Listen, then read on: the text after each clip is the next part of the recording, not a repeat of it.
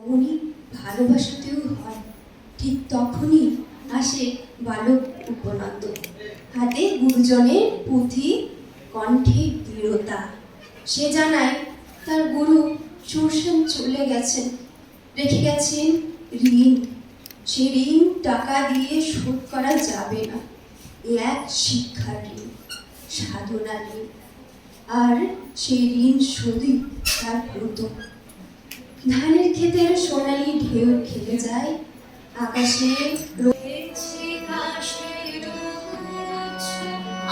আমরা বেঁধেছি কাশের গুচ্ছ, আমরা বেঁধেছি শেফালি মালা, নবীন ধানের কুঞ্জরিণী সাজিয়ে এনেছি ডালা, বেঁধেছি কাশের গুচ্ছ, আমরা বেঁধেছি কাশের গুচ্ছ, আমরা বেঁধেছি শেফালি মালা, নবীন ধানের কুঞ্জরিণী সাজিয়ে এনেছি ডালা, বেঁধেছি কাশের গুচ্ছ, আমরা বেঁধেছি কাশের গুচ্ছ।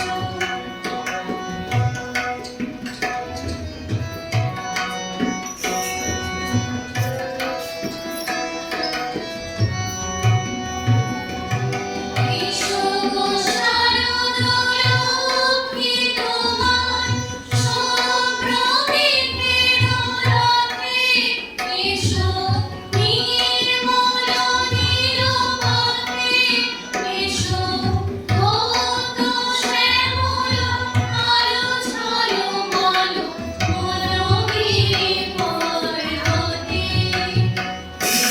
মূর্তি করিয়া শীত সদতল শিকড় শিশির ধারা, বেঁধেছি কাশের গুচ্ছ, আমরা বেঁধেছি কাশের গুচ্ছ, আমরা বেঁধেছি শেফালি মালা, নবীন ধানের কুঞ্জরিণী সাজিয়ে এনেছি ডালা, বেঁধেছি কাশের গুচ্ছ, আমরা বেঁধেছি কাশের গুচ্ছ। উৎসবের সরলতা। কাশের গুচ্ছ যেন আনন্দের মালার রূপক, যা বেঁধে দেয় মানুষকে মানুষের সঙ্গে। কিন্তু এই সরল আনন্দে ছায়া ফেলে ক্ষমতার ঝড়। ঘোষণা আসে, রাজা সোমবার আসছেন। শিশুরা অবাক, ঠাকুরদাদা নীরব, সন্ন্যাসী স্থির। কেবল লক্ষ্মীশ্বরের চোখ জ্বলে ওঠে লোভের আগুনে। রাজা প্রবেশ করেন সৈন্য সঙ্গী নিয়ে। তিনি শিশুর খেলা দেখে মুচকি হাসেন, কিন্তু অন্তরে কেবল স্বার্থ। তিনি চান উৎসবকে নিজের ক্ষমতার ছায়ায় বাঁধতে। শিশুরা বোঝে না, তারা মেতে আছে উৎসবের আমেজে।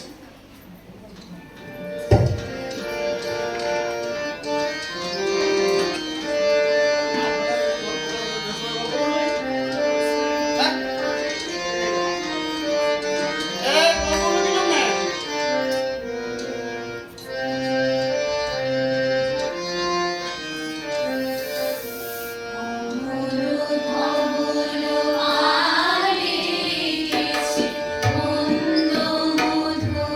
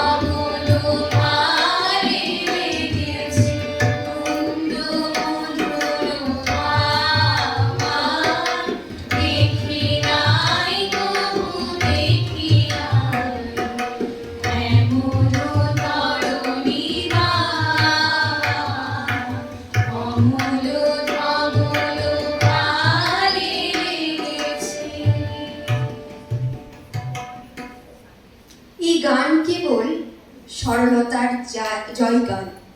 ঠাকুরদাদা বলেন এই গানেই হোক উৎসবের পূর্ণতা। সন্ন্যাসী যোগ করেন মুক্তি আসি সুরে, সত্যে সরলতায়। লক্ষ্মীশ্বর আর রাজা নীরব, লোভ আর অহংকার স্তব্ধ। উপনন্দ শান্ত কণ্ঠে ঘোষণা করেন ঋণ শোধ হলো আজ, টাকায় নয় আনন্দে।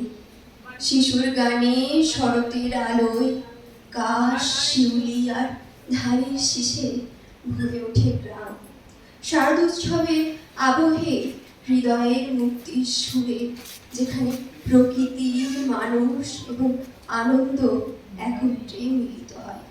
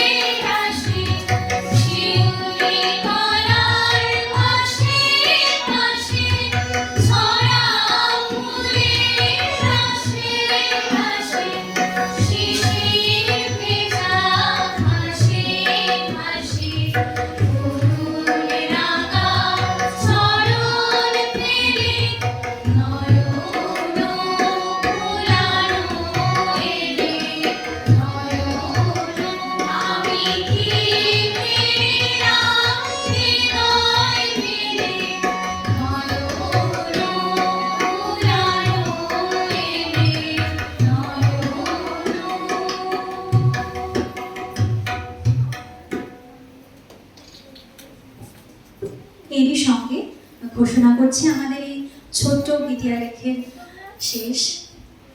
আমরা রবীন্দ্রনাথের এই নাটকটি ছোট্ট করে আপনাদের সামনে গীতিয়ালেখ রূপে প্রস্তুত করলাম।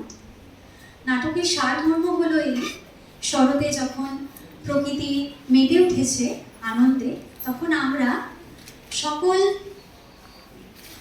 মনের দুঃখ কষ্ট, মনের হিংসা দেশ ভুলে একত্রে মিলিত হই। এরই সঙ্গে আমরা পরবর্তী পরিবেশনার দিকে এগোচ্ছি। পরবর্তী পরিবেশনা আমাদের স্টুডেন্টদের দ্বারা পরিবেশিত বিশ্বাসুর মন্দির।